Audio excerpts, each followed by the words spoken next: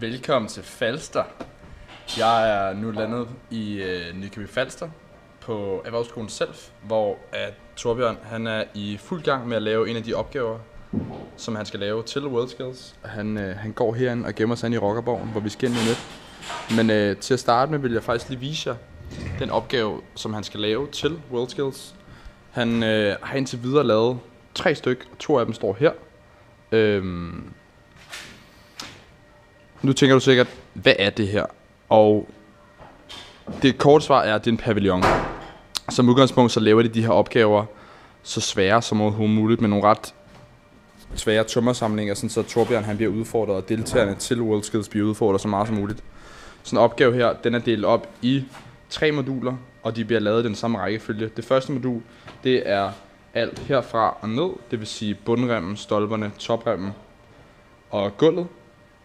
Og så har vi anden modul, som er hele taget med gavlspærrene, graterne og alle de andre spærr. Og så har vi tredje modul, som er kvisten, om man vil, som sidder ude for enden. Den her opgave, den kommer til at være højere i den endelige udgave. Stolperne er en lille smule kortere. Den opgave, han er i gang med nu, der har vi nogle lange stolper, så faktisk i slutningen af ugen her kan I se, hvordan den ser ud i fuld længde. Eller i fuld højde kommer det til at være. Og samtidig så kommer der også til konkurrencen til at blive ændret 30% på opgaven. Og det vi har gættet på indtil videre, det er, at der bliver ændret noget på kvisten, og der muligvis også bliver ændret noget her i andet modul. Eventuelt i den her tagflade. Det svære ved sådan en opgave her, det er at få alle samlinger til at passe. Det er sådan, så når Torbjørn han starter til konkurrencen, så får han en bunke pinde, ligesom man har her. Og så får han en tegning med nogle mål på, hvor der står, hvad er for nogle mål, han skal holde. Og så går han ellers i gang med at finde ud af alle de forskellige vinkler, hvordan de skal skæres, og alle de forskellige spær og alle de forskellige remme, hvordan de skal samles. Og så udfører han det vil sige, det første han gør, det er, at han tegner det. Som faktisk, vi kan gå ind og kigge til ham, af det han er i gang med herinde. Så tegner han hele opgaven i en til en på en kæmpe plade. Det næste han gør, det er så han streger det op på træet, som det er faktisk noget af det han er gået i gang med her. Hvor han ridser det op på og siger, okay, den her pind skal skæres her. Her der skal der laves en samling. Og her der er et anslag, det er der hvor et af spærrene lander. Det her vil jeg faktisk, uden at sætte hovedet på sømmet, skyde på af den samme pind, som kommer til at ligge her. Når han så har ridset det op, du ser han har lavet stregerne til den samling der er der.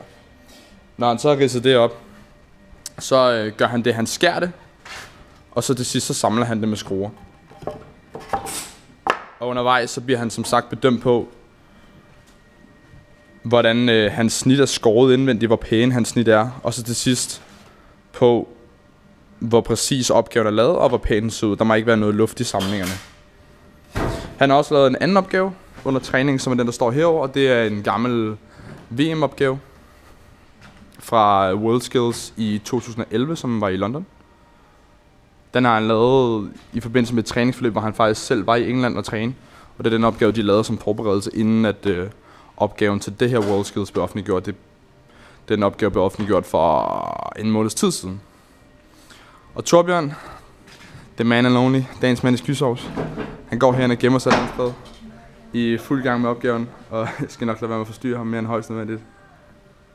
Og som sagt, han er i gang med anden del af processen lige nu. Han har tegnet opgaven, og så er han i gang med at ridse hans træ til lige nu.